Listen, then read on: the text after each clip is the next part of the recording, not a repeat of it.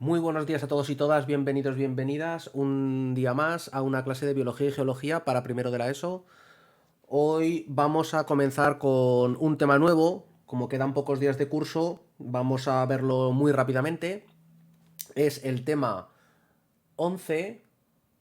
Esta es una diapositiva vieja, es el tema 11 y 12, que van a tratar sobre los ecosistemas. Entonces es un tema que yo creo que es importante entenderlo y que además ya no se vuelve a ver hasta cuarto de la ESO en biología, y esta asignatura es optativa. Así que puede ser que alguno de vosotros, si no la cogéis, nadie os vuelva a explicar qué es esto de un ecosistema nunca más. Así que no quería terminar el curso sin por lo menos contaros un poquito qué son los ecosistemas para que tengáis unas ideas un poco claras sobre estos, ya que pues se comenta, aparecen las noticias constantemente en los documentales, en muchos sitios. Entonces por lo menos tener la idea clara de qué es un ecosistema, a qué nos referimos cuando hablamos de ecosistema. Aquí en la imagen, bueno, pues ya veis que es una escena muy curiosa. Si yo os pregunto, por ejemplo, qué es un ecosistema, pues muchos de vosotros seguramente lo primero que os venga a la cabeza será, pensaréis en naturaleza, ¿no? Pensaréis en árboles y pensaréis en animales, ¿verdad? Que viven juntos, ¿no? Eso formaría el ecosistema. Aquí en la imagen, de hecho, se pueden ver varios animales, se pueden ver unos osos, ¿no? Y se puede ver también unos pájaros, unos cuervos, un pez. Y además de animales, pues también hay plantas, ¿no? Pues alguna planta, alguna raicilla se escapa por aquí, pero luego también musgos, líquenes que hay por las rocas, etcétera. Bien, estos son los seres vivos que aparecen en la imagen. Aparte de, por supuesto, esos seres microscópicos o insectos pequeños que no llegamos a ver, pero que seguramente estarán por aquí. Pues sí, los seres vivos formarían parte del ecosistema, pero también dentro del ecosistema se encuentra el medio físico, y el medio físico lo componen, pues la atmósfera, lo compone el suelo, las rocas, lo compone el agua, y luego pues el calor que hace, ¿no? La energía, la temperatura que hace, etcétera. Eso sería el medio físico en el que viven, en el que están estos seres vivos. Y además el ecosistema, ya lo veremos más adelante, incluye las relaciones entre los seres vivos y entre los seres vivos y el medio físico. Entonces, por ejemplo, el pez vive en el agua, ¿no? Está claro que tiene una relación, respira, absorbe el oxígeno del agua. Los osos, pues se tienen que adaptar al clima frío y por eso necesitan pues estar cubiertos de pelo y tener grasa corporal. Mm, pero luego entre los animales también hay relaciones. Hay unas relaciones de parentesco, ¿verdad? Entre la osa y el osedno. Y hay una relación de depredación entre el oso y el pez, que es la presa. Y los cuervos aquí están esperando a ver qué es lo que cae, a ver qué es lo que deja el oso, los restos del pescado para comérselo. Entonces ya veis que entre ellos hay una serie de relaciones. Todas esas relaciones están incluidas dentro del ecosistema. Por eso es algo bastante complejo y que vamos a ir viendo poco a poco.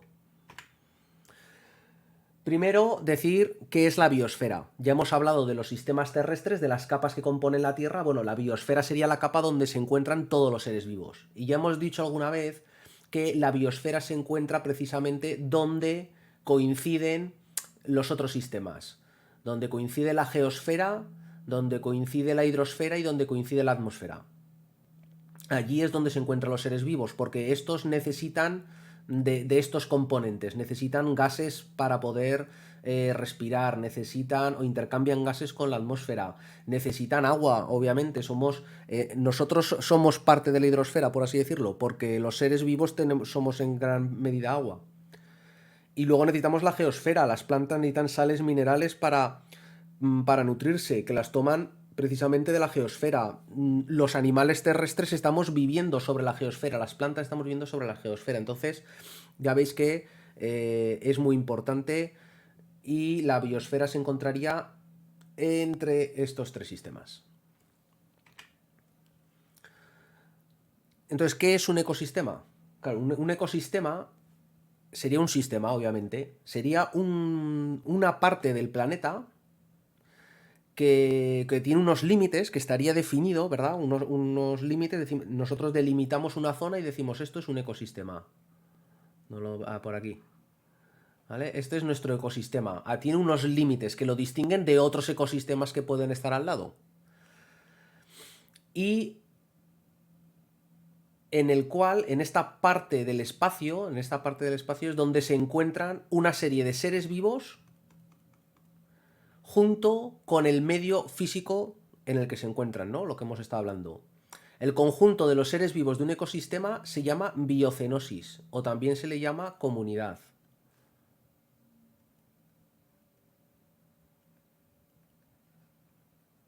Pues en el ejemplo de antes, los osos, los peces y los pájaros, las plantas, lo que veíamos, todo ello forma la biocenosis del ecosistema, todos los seres vivos, más la parte física del planeta o biotopo.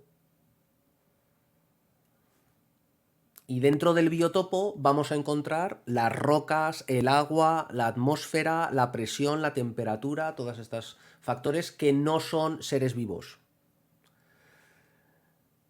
Y además las relaciones que hay entre ellos. Entonces es el sistema formado por los seres vivos que se relacionan entre sí y con la parte física del planeta que también está incluida.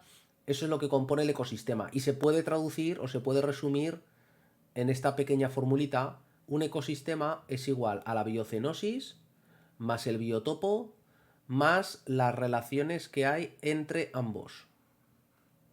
¿De acuerdo? ¿Y qué sería la ecosfera? Bueno, la ecosfera sería el conjunto de todos los ecosistemas del planeta que formarían entre ellos un gran ecosistema. Todo el planeta Tierra sería un gran ecosistema. Eso sería la ecosfera. ¿En qué se distingue la ecosfera de la biosfera? Que la biosfera solamente incluiría los seres vivos y la ecosfera también engloba la parte física y las interacciones entre seres vivos. Aquí tenéis un ejemplo, un ecosistema con un bosquecito, unos montes, unas charcas, aquí unos animales, unos árboles, unos arbustos. Esto sería el ecosistema. ¿Cómo lo podemos dividir? Lo podemos dividir en el biotopo, que el biotopo es el suelo, ¿no? La litosfera, donde viven estos organismos, la atmósfera, el agua de los charcos, el agua de las precipitaciones, la energía del sol, el movimiento de la atmósfera, el viento, todo esto, la presión, todos estos son factores físicos, es el medio físico en el cual viven. Y la biocenosis, que sería el conjunto de todos los seres vivos, pues el conjunto de todas las plantas, los árboles, etcétera, conjunto de todos los animales, los hongos, todos los microorganismos, todos estos seres vivos que viven en este biotopo, es la biocenosis. Y además las relaciones que hay entre todos ellos, entre los animales y entre los seres vivos y entre los seres vivos y el medio físico. Los límites de un ecosistema no están definidos, sino que realmente los define el científico que lo va a estudiar. Vosotros pensad que los biólogos, si tienen que estudiar todos los seres vivos del planeta, si lo que tienen que estudiar es la ecosfera, todos los seres vivos del planeta con todo el medio físico que compone todo el planeta, eso sería una labor imposible. Entonces, para poder estudiarlo tienen que centrarse en trocitos del planeta mucho más pequeños, donde se puedan contar y estudiar todos los animales que hay, ver en detalle las relaciones, y de ahí pues surge esta división en ecosistemas. Entonces, cuando un científico va a estudiar una porción del terreno que le interesa, por así decirlo, del planeta, entonces delimita su zona de estudio y eso es lo que se considera como un ecosistema. El tamaño del ecosistema puede variar mucho dependiendo del tipo de estudio que se quiera hacer. Entonces, pues un ecosistema puede ser la sabana, que ocupa una extensión de muchísimos kilómetros. Puede ser también una laguna, porque tiene unas características especiales que la hacen interesante. Entonces, el entorno de la lago, todo lo que es la laguna, constituye un ecosistema con su medio físico, que es el agua y la atmósfera, y el suelo por debajo de la litosfera, por debajo del agua. todos los seres vivos que están ahí, las relaciones que hay entre ellos. Luego una laguna, un valle, un río pueden ser ecosistemas. Pero es que incluso la corteza de un árbol, el tronco de un árbol, puede ser un ecosistema. Porque el medio físico sería la atmósfera, sería la corteza, que son al fin y al cabo células muertas del árbol, y que en el cual viven muchos seres vivos, como pueden ser estas ardillas que han hecho su madriguera en el tronco del árbol, pero también es fácil ver en algunos árboles pues hormigas que van circulando y que utilizan como soporte este tronco. Y yéndonos más lejos, incluso una gota de agua encima de la mesa podría considerarse un ecosistema. Porque el medio físico sería el agua, la gota de agua en sí misma, con los gases que puedan tener disueltos y un montón de microorganismos, como bacterias, que pueden estar dentro de ese agua y que todos ellos formarían un pequeñísimo ecosistema. Como también podéis imaginar, los ecosistemas pueden estar incluidos dentro de otros ecosistemas. Entre este ecosistema, esta gota de agua podría estar en el tronco del árbol. Y el tronco del árbol podría ser un árbol de la sabana. Entonces ya veis que, dependiendo de si queremos hacer un estudio en detalle, hacemos zoom, por así decirlo, y nos centramos en una parte muy pequeñita. Y si queremos hacer un estudio más general, pues los límites del ecosistema los definimos de manera más amplia. Y unos pueden estar dentro de otros y al final todos estarían englobados dentro de la ecosfera. Además, los límites de un ecosistema tampoco están del todo, aunque un científico los pueda definir, llega hasta aquí, mi zona de estudio, entre un ecosistema y el siguiente hay siempre una zona un poco gris, una zona de transición. Y las características que hacen a este ecosistema único o independiente, pues el límite nunca es una línea recta, no es algo neto, sino que hay una pequeña transición entre un ecosistema y otro. Bueno, esto para hacernos una idea de este concepto de ecosistema que es, pues ya veis, un poco abstracto. Dos cosas que me gustaría también aclarar, que se utilizan mucho estas palabras y que no conviene confundir. Uno es la ecología y otro es el ecologismo. La ecología sería la ciencia que estudia los ecosistemas y los científicos que trabajan en esta disciplina se llaman ecólogos. ¿De acuerdo? Entonces un científico que estudiaría, pues eso, contabilizaría el número de plantas y el número de especies de plantas y las mariposas que viven en un pequeño valle del Pirineo, por así decirlo, ¿no? Ese sería un ecólogo. Y el ecologismo es un movimiento social y político que lo que pretende es promover pues una serie de medidas, de actuaciones, de leyes que protejan el medio ambiente. ¿De acuerdo? Esto es un poco la idea del ecologismo. Y las personas que están dentro de este movimiento son los ecologistas. Y hay muchas organizaciones ecologistas, como pueda ser Greenpeace, que puede ser la más famosa que os pueda sonar. Bueno, pues estos términos, aunque pueden ser compatibles, es decir, una persona, un ecólogo puede ser ecologista, no solamente estudia los ecosistemas, sino que además pues se preocupa por ellos e intenta protegerlos, mmm, pero no tiene por qué ser así, claro, no tiene por qué ser así. O sea, son dos cosas que suelen ir parejas, pero que hay que saber distinguir unas de otras. Y por supuesto, no todos los ecologistas son ecólogos. Bien, vamos a seguir viendo los componentes del ecosistema. La biocenosis hemos dicho que está formado por, serían todo el conjunto de seres vivos dentro de un ecosistema. Si os acordáis de los niveles de organización, teníamos pues desde el nivel de un ser vivo, teníamos pues desde la célula, los tejidos, los órganos, aparatos y sistemas y luego el individuo pluricelular, ¿no? El organismo. Bueno, pues llegaríamos hasta aquí. Este sería el nivel de organización de un individuo, de un ser vivo. Pero ¿qué ocurre? Que tenemos como más niveles de organización por encima del individuo. En un ecosistema podemos encontrar que hay distintos seres vivos, pero que se pueden agrupar en función de su especie. Entonces, por ejemplo, vale, tenemos aquí 4 conejos, pero, mm, pero podemos agruparlos entre ellos a estos 4 individuos en un solo grupo que sería la población de conejos, porque pertenecen estos 4 individuos a la misma especie. Y lo mismo ocurre con estos árboles de aquí, o estos arbustos, que serían, pues habría 3 individuos, pero que todos ellos formarían la población de arbustos porque pertenecen todos a la misma especie. Entonces, este es el concepto de población. Sería, pues incluiría a todos los individuos que pertenecen a la misma especie dentro de un ecosistema. Entonces, en un ecosistema tenemos una población de conejos que puede ir variando, es decir, puede aumentar la población porque las condiciones son buenas y se reproducen mucho, o puede haber una enfermedad y entonces reducirse la población de conejos, o venir un depredador y comérselos, etcétera. Eso serían las poblaciones. Y el conjunto de todas las poblaciones, es decir, los grupos de todas las distintas especies de seres vivos dentro de un ecosistema, forman la comunidad o biocenosis. Bien, entonces, esta sería simplemente la explicación de estos niveles de organización por encima de los individuos.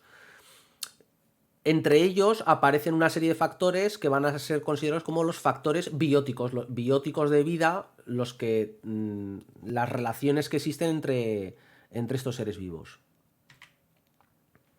El biotopo es el medio físico, ya lo hemos dicho, las rocas, el agua, la atmósfera, junto con los factores abióticos, es decir, qué variantes así como los factores bióticos pueden ser la tasa de natalidad, de mortalidad de una población, en el medio físico, ¿cuáles van a ser los factores abióticos? A es una partícula negativa, factores sin vida, ¿no? Fuera de los seres vivos.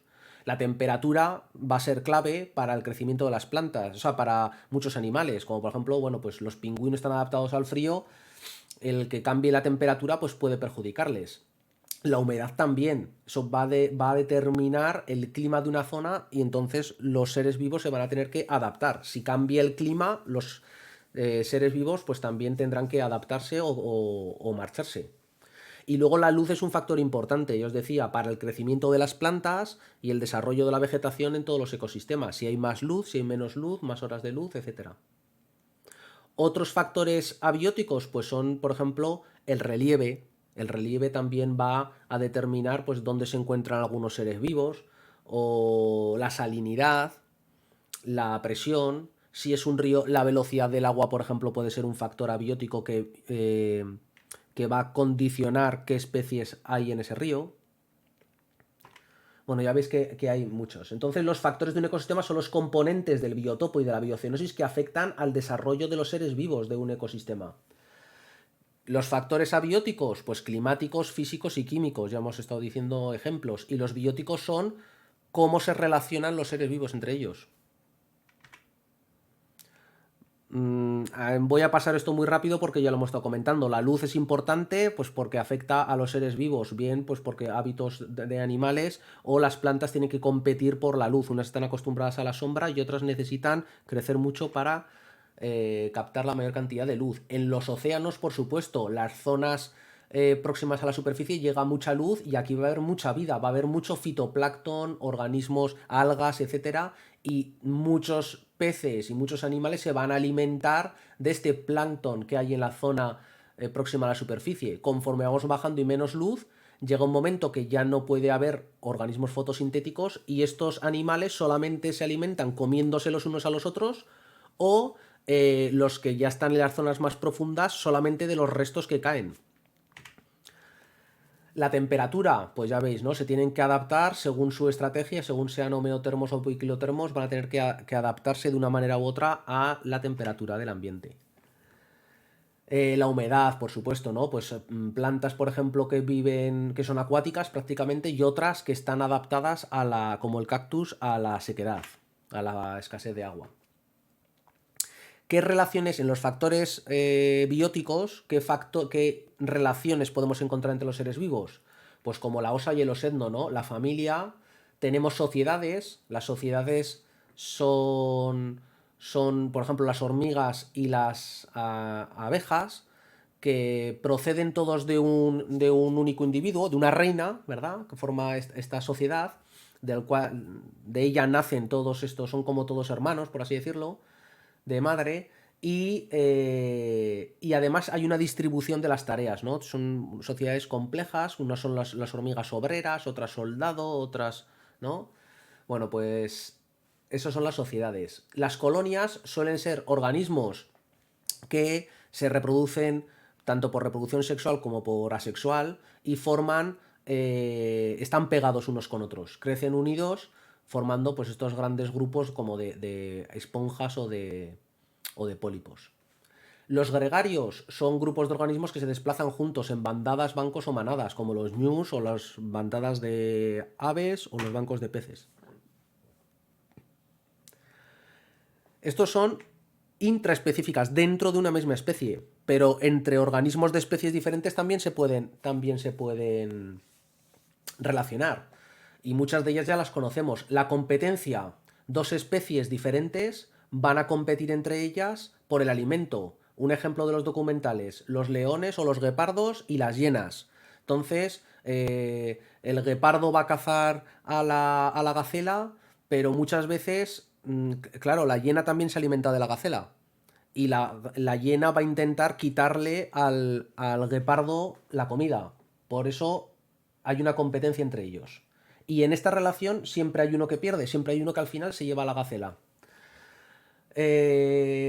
Parasitismo, ya lo hemos visto también, ¿no? La garrapata. Un parásito vive a expensas de otro que es el huésped.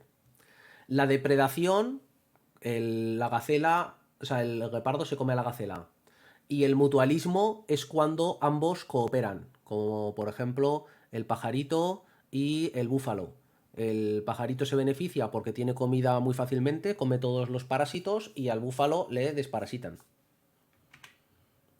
Y por último teníamos la simbiosis, que ya dijimos que era un tipo especial de mutualismo en el que la asociación están tan ligados unos con otros que ya no pueden vivir el uno sin el otro. Y entonces los líquenes, que es la unión de un alga y un hongo. Voy un poco rápido, pero vosotros podéis parar el vídeo cuando queráis para mirar las diapositivas más despacio. El inquilinismo es cuando un organismo llamado inquilino se refugia en otro, sin perjudicarlo. Entonces, el ejemplo típico son las madrigueras de la ardilla o del pájaro en el tronco del árbol. El comensalismo es un tipo de interacción en el que una especie se beneficia y la otra no le importa, la otra no, ni bien ni mal, simplemente no le molesta. Entonces, bueno, pues suelen ser estos peces que están al lado de los tiburones, que se ven muchas veces. Entonces el tiburón come sus peces y de los restos que le sobran, estos pececillos de por aquí se alimentan. Y al tiburón no le molestan y el tiburón no se molesta ni siquiera en comerse a estos peces de aquí. Y lo mismo ocurre, bueno, pues con este pajarillo que se alimenta de los restos de los dientes, ¿no? Del cocodrilo. De acuerdo, otro concepto que aparece en el libro y que ya lo menciona en la página 194 es el de los grandes ecosistemas terrestres o biomas. Entonces, ¿qué es un bioma? Es un conjunto de ecosistemas terrestres que, porque tienen unas condiciones climáticas semejantes, su clima es similar, entonces presentan una biocenosis similar. Es decir, el clima es un factor tan importante que aunque en distintas zonas del planeta, sean zonas separadas del planeta, pero el clima es muy parecido, eso hace que el tipo de plantas, sobre todo el tipo de plantas que crecen ahí, sea similar y por lo tanto va a atraer a un tipo de animales también similares. Van a tener características muy parecidas simplemente porque el clima condiciona el tipo de seres vivos que pueden vivir ahí. Entonces digamos que los desiertos, aunque no es lo mismo el desierto del Sáhara que el desierto de Atacama o el desierto de Arabia, bueno, pues sí que reúnen una serie de condiciones y el tipo de plantas que se van a encontrar, aunque no sean idénticas, pero sí que tienen características parecidas. O la sabana, o las estepas, o las selvas tropicales. Pues hay muchas selvas tropicales en África y en Latinoamérica, por ejemplo. Pero aunque las plantas y las especies no sean exactamente las mismas, pero sí que debido al clima las adaptaciones va a hacer que se parezcan mucho sus características. Bueno, pues esa es la idea de bioma.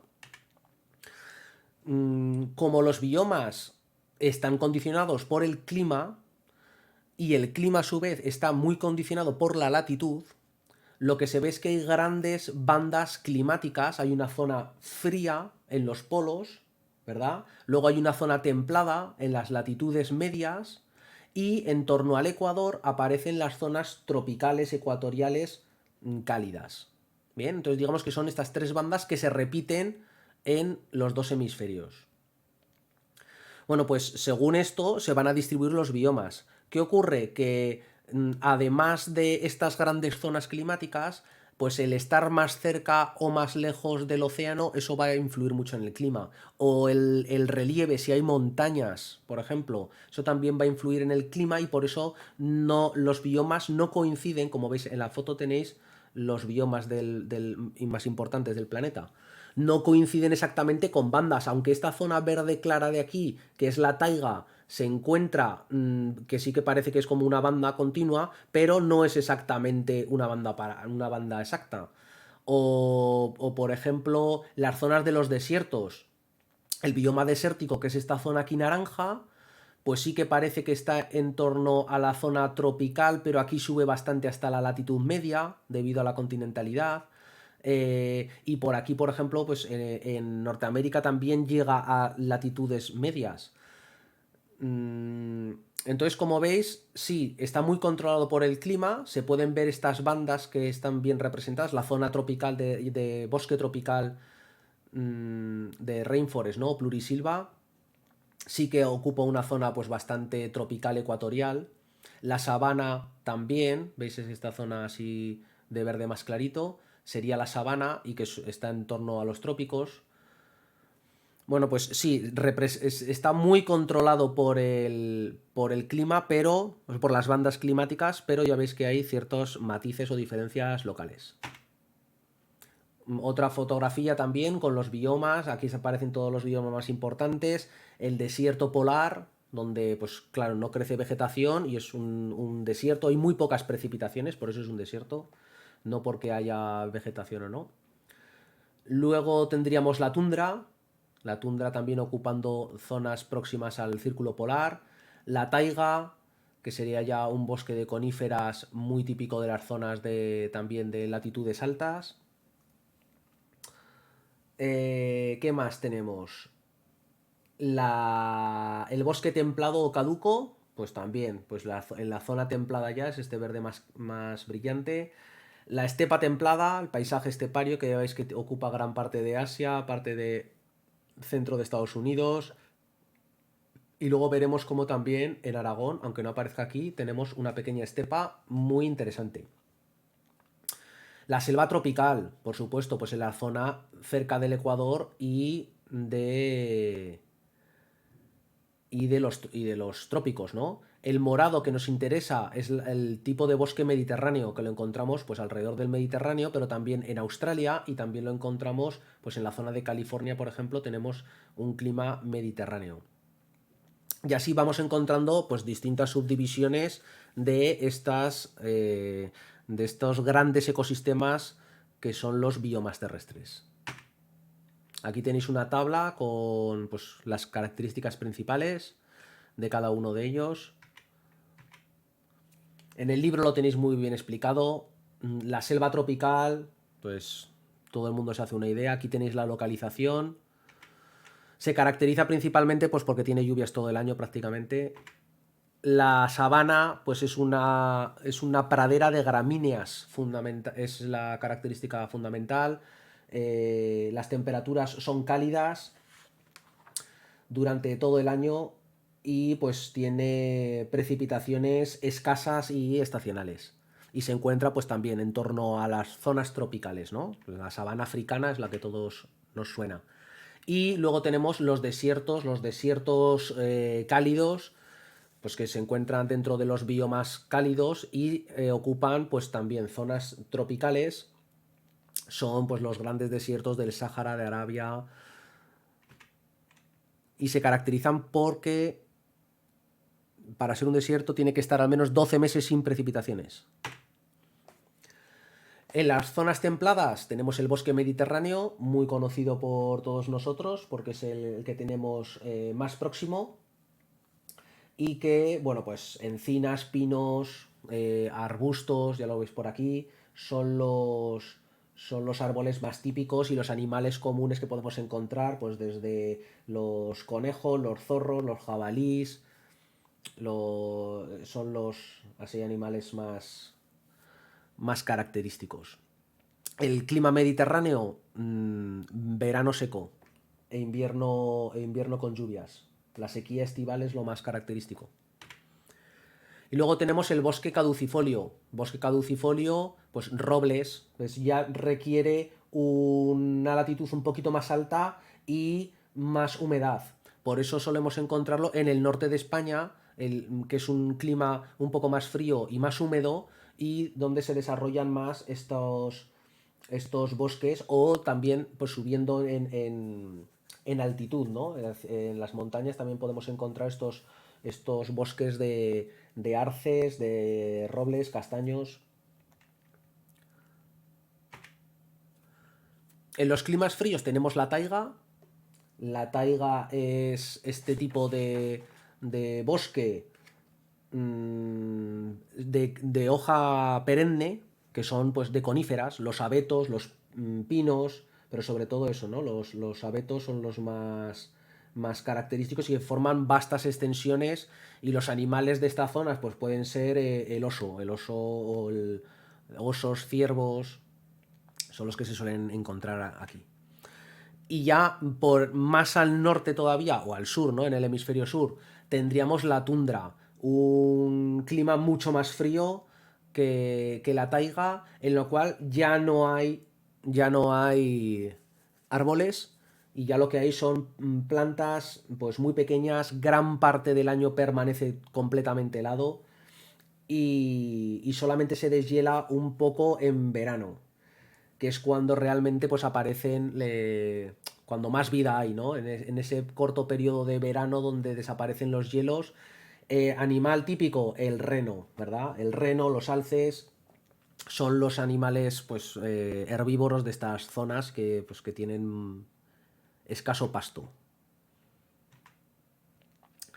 Además de los ecosistemas terrestres, que serían los grandes biomas, también hay ecosistemas acuáticos.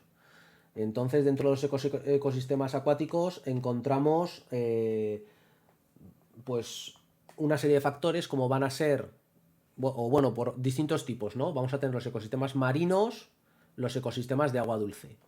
Los ecosistemas marinos, que no sé si tenemos así, ahí tenemos una imagen, los ecosistemas marinos están controlados mucho por la luz, como hemos dicho.